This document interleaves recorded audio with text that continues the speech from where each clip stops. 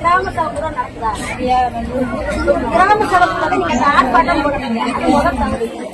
இந்த கிராம சபை கூட்டத்தை ஏன் ஆர்ப்பாட்டமா மாத்துறீங்க? கிராம சபை அப்ப அந்த இடத்துல மக்கள் நீங்க கூட்டிட்டு கூடாது.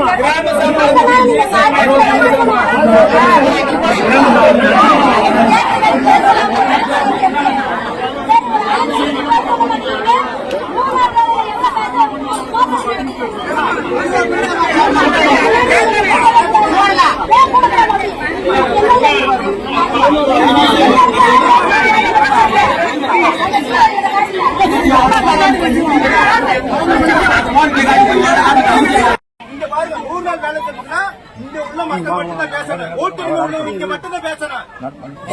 யார் வந்து உங்களுக்கு அனுமதி கொடுத்தது? பூராமே வேலைக்கு வராம சம்பளம் எத்தனை பேருக்கு? இவங்க பூரா வேலைக்கு வந்தவங்க வேலைக்கு வராம வர சொல்லுங்க. வேலைக்கு வராம இங்க சம்பளம் வாங்கிட்டு இருக்காங்க. அவங்களுக்கு எதிராக மத்திய அரசு வந்து இது பண்ணிருக்கு. மிகப்பெரிய ஊழல் செஞ்சதுனால பணத்தை மத்திய அரசு நிப்பாட்டி இருக்கு.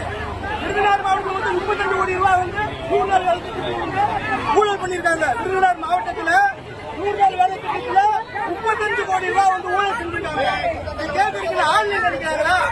பண்ண ஊழல் பண்ணிவிட்டு 35 கோடி ரூபாய் விருதுநகர் மாவட்டத்தில் 35 கோடி ரூபாய் 100 நாள் வேலை திட்டத்தில் ஊழல்.